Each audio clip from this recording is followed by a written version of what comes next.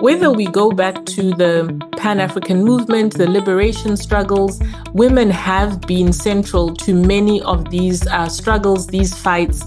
And in fact, this has always been a part of the story, but it's sometimes a part of the untold story. And I think one of the missing links is exactly that, the failure to document and narrate the contributions of women, in order to remind those that have the power ultimately that women ought to be at the table. They ought to be at the center of these processes. Welcome to Solidarity for Solutions, a podcast by Africans for the Horn of Africa Initiative. I'm your host, Bridget Musungu, a researcher for Ethiopia and Eritrea at Pan-African Lawyers Union. Africans for the Horn of Africa Initiative is a coalition of Pan-African civil society organizations committed to working collectively on the crisis in the Horn. The initiative is led by 4 Pan-African organizations: Atrocities Watch Africa, Pan-African Lawyers Union, the African Leadership Center, and the International Refugee Rights Initiative. Our topic for today is enhancing women's participation in peace and security in the Horn of Africa. In this episode, I will be talking to Hala Al-Karib and Shuvai Nyoni, 2 passionate and seasoned guests who have been at the forefront of creating safe spaces for women to thrive. I would like to jump straight into it and ask you, and maybe you can start with Hala, in the context of, working on peace and security in the Horn of Africa, what African solidarity means to you? First of all, I would like to, thank you for the space. And African solidarity in particular is quite critical, for the upcoming era, because, looking at the history of the continent, starting from post-colonial era to date, we have gone through very similar phases. And within that setup, I think solidarity means, first of all, trying to learn as much as possible about each other. I think the level of isolation that we have been living in, to a large extent, limited our capacity to learn from the sequence of events that's happening across the continent, and of course, even within the Horn of Africa, we're too overwhelmed, to lift our heads and look around and identify risks and identify challenges based on what's happening around us. Solidarity for me means learning first. From learning, then, we can develop compassion and understanding and capacity to relate to each other and avoid and end, the cycles of crisis that keeps happening around the continent and around the region. Oh, thank you. You have sort of jumped into what was going to be our first question. But before I get there, Shuvai, what does solidarity mean to you? I think I would want to draw on 2 things that Hala has mentioned. One, which is learning, and the second, which is the history of the women's movement across the continent. And I think for me, it points to what solidarity absolutely means. Solidarity means connecting with, it means putting yourself in the shoes of, it means empathy, it means standing with, it means connecting to the struggles that we see happening in our sister and brother countries across the continent. It means showing up and taking action or speaking out in various ways in response to the struggles, to the crises, to the battles that our brothers and sisters across the continent are experiencing. It means responding to the existential threats against us as people, as humanity, but especially as women, that we experience on a daily basis. And knowing that wherever you are on the African continent, wherever you are as an African person, as someone who identifies with and to the continent, that the experiences of others are not divorced from your own experiences. We've just celebrated African Liberation Day or Africa Day. And again, it's a stark reminder of what solidarity means, some of the freedoms, the liberation we have experienced across the continent has been as a result of solidarity. And now, more than at any other time, we are required as Africans to call upon and go back to that solidarity in order for us to surmount some of the really, really horrific and deep challenges that we are facing currently as a continent. Thank you. I would like to pick up on the learning part and sort of get ourselves to think about what are the historical and cultural factors that have contributed to the underrepresentation of women in peace negotiation, in security processes, or in the status of peace and security in the Horn of Africa. Are there historical and cultural factors that have contributed to this underrepresentation of women in the Horn of Africa when it comes to peace negotiations, security processes, or generally the status of peace and security within the region? I think I would go back to this idea of learning and the place of history. So what Hala has invoked for us, right? And I think one of the greatest shortcomings is the failure to learn and the failure to make use of what we've gained, what we've learned from historical processes. And for me, this is reflected in the almost the failure to acknowledge and amnesia, I think a deliberate amnesia of the place of women in our societies and the contribution that women have made. So that in modern times we see very few and hear very little of women in peace and mediation processes, negotiation processes, is not a true testament of history. I think it's a false narrative that seeks to keep women out of places where they ought to be. I think history is replete with examples of women, whether we go back to the Pan-African movement, the liberation struggles, women have been central to many of these struggles, these fights. And in fact, this has always been a part of the story, but it's sometimes a part of the untold story. And I think one of the missing links is exactly that, the failure to document and narrate the contributions of women in order to remind those that have the power ultimately that women ought to be at the table, they ought to be at the center of these processes. That reminds me, Shuvai, of the Sudanese woman iconic picture of this woman during the last revolution who stood on top of a car, and that picture became an iconic image of defiance and power of endurance of a feminine spirit. And I remember showing it to somebody who quickly told me, but women have been doing this throughout history. So to sort of dovetail on that, Hala, are there any examples that you can share of historical and cultural moments that women have stood the test of time within the Horn of Africa? I think exactly as Shuvai has said, there is no time where women were not at the heart of change and did not play a role in transformations. But patriarchal system, they undermine and dismiss the role and the presence of women. But more dangerously, they also dismiss, the narrative of women, from the political processes, from the conversations about power, conversations about change and transformations.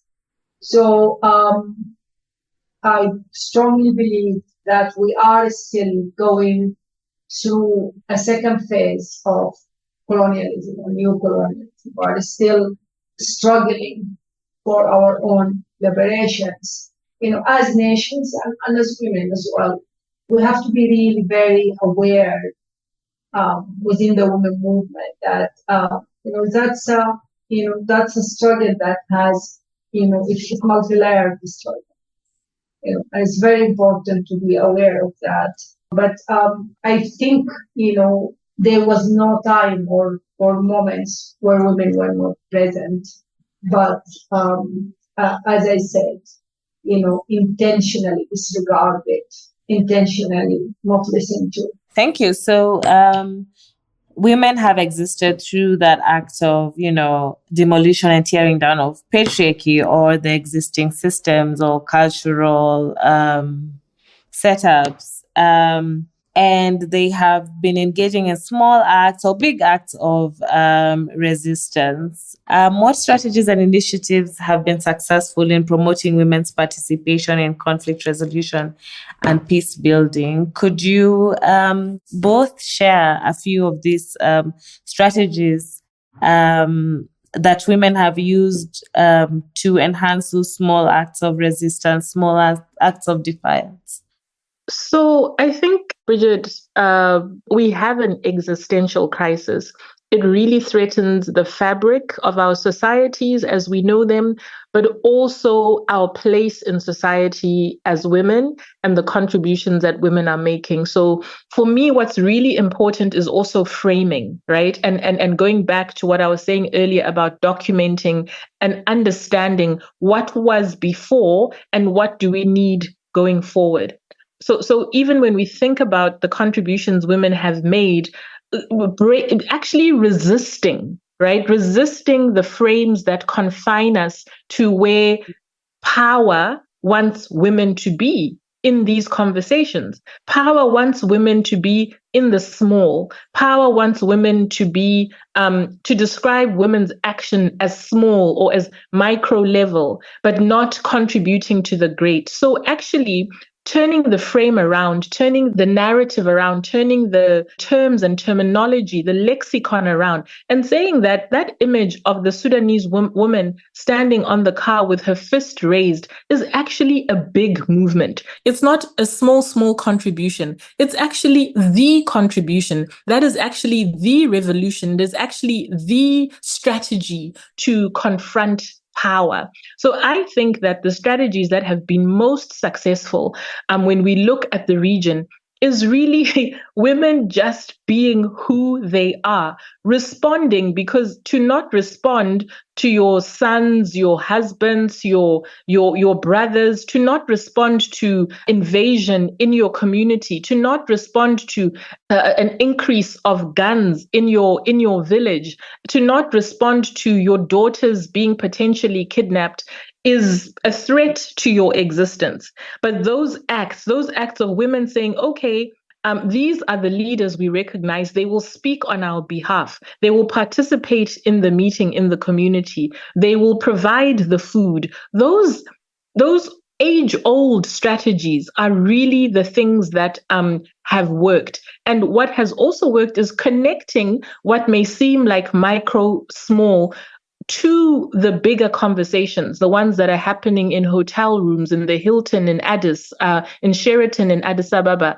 and in Serena in Nairobi, making sure that those conversations, that data, the information women have collected at those levels is provided to the 1, 2, 3 women who will be in that hotel room, in that conference room, and are speaking on what is the reality on the ground.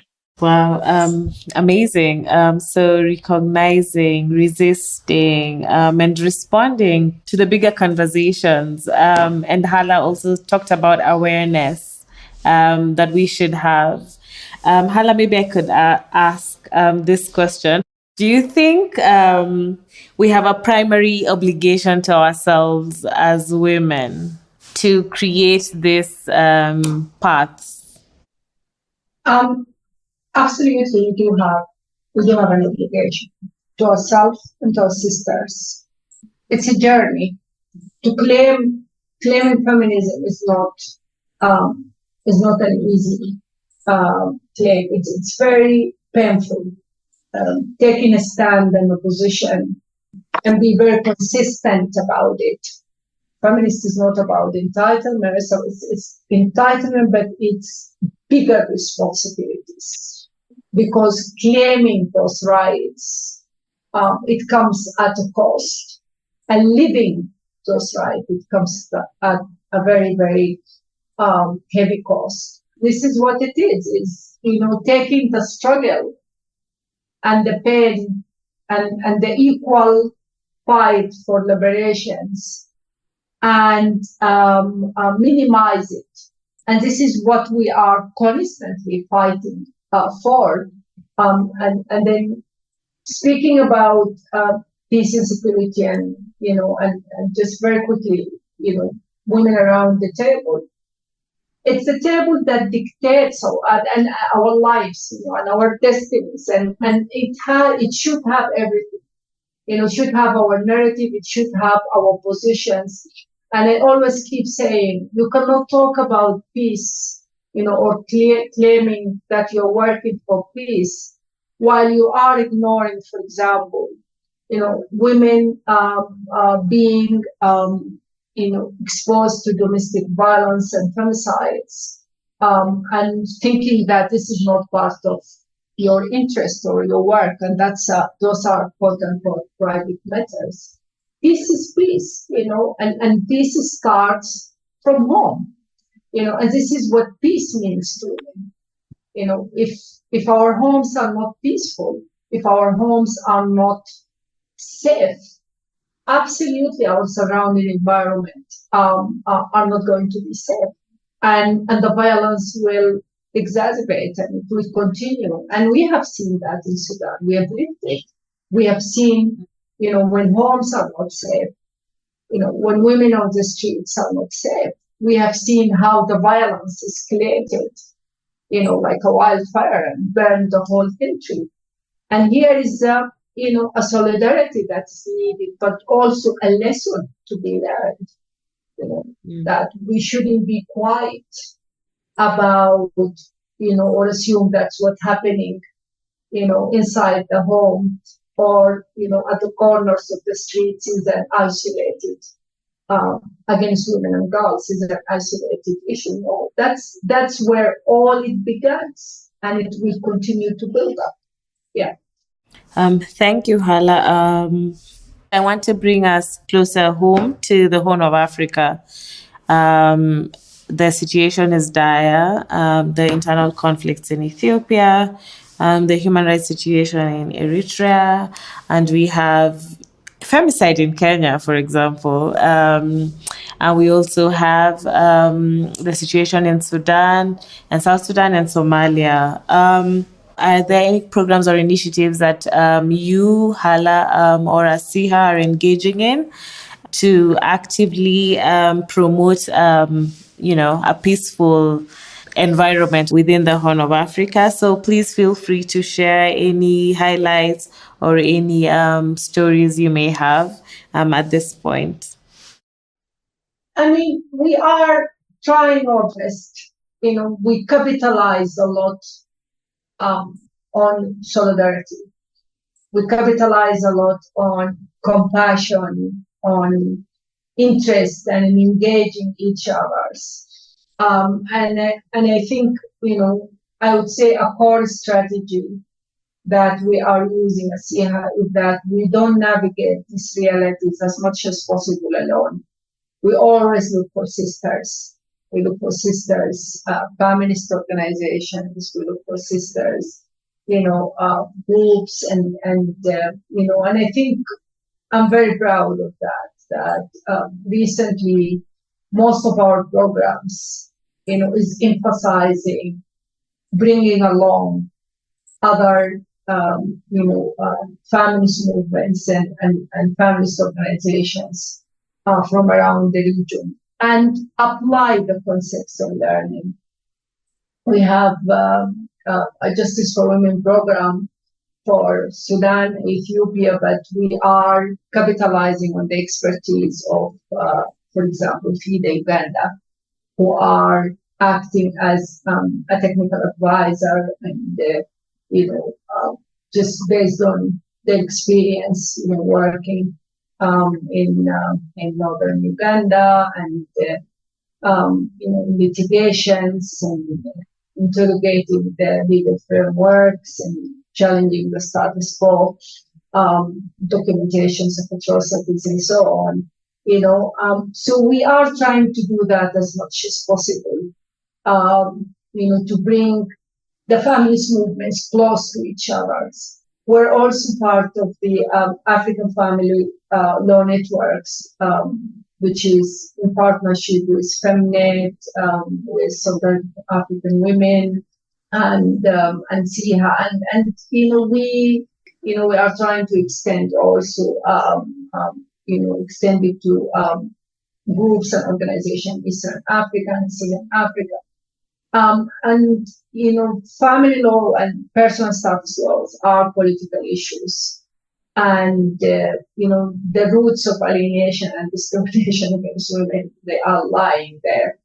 And it's really critical for us to be able, to see what's happening in each of the regions and reflect on it, and then, borrow also strategies for solidarity and for resistance and for reform and so on.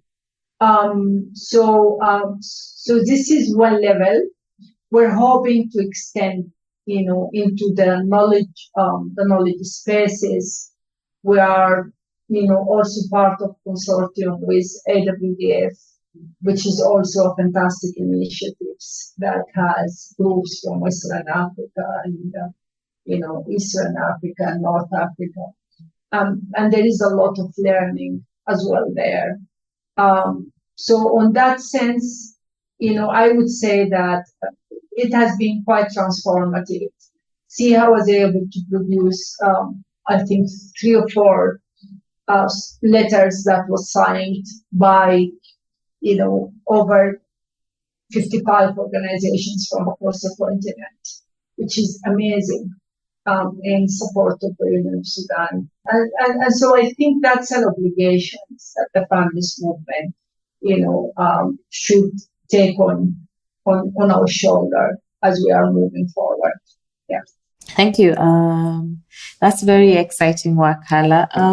Shuvai, the LC offers fellowship on women, peace and security to young women leaders. What's the vision behind building the capacity of young women in the Horn and in the region? And please also feel free to tell us more about the program.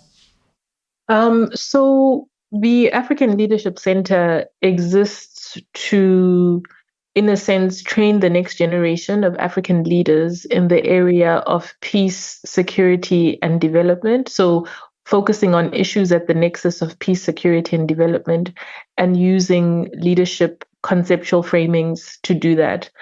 This idea essentially came from the observation that for a long time, the people who were making decisions about the continent and drawing up policy, responding to the peace and security crises, were first of all not doing it from the perspective of the intersection of peace and security and development, but also were not those most affected.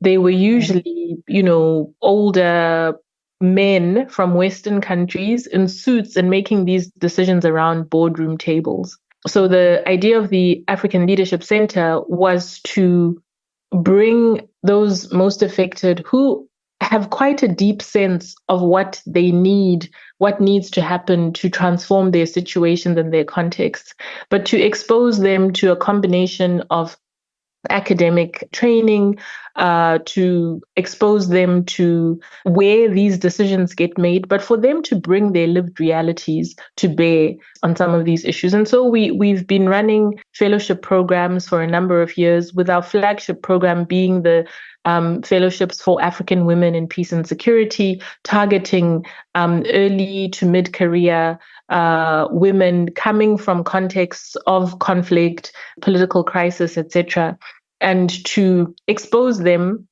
and bring them together really in a cohort. So expose them to other Africans, but for them to bring their lived experiences and begin to theorize around them, write about them, transpose them onto existing policy frameworks at a regional and continental level, and also expose them to opportunities to engage with some of those institutions making these decisions.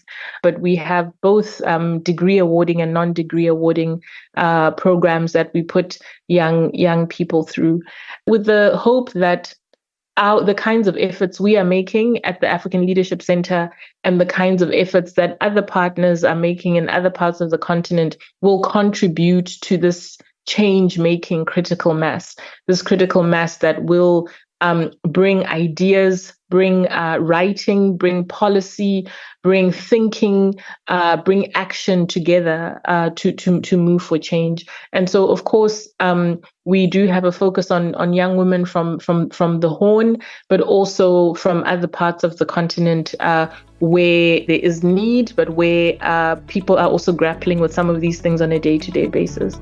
Thank you. Thank you very much.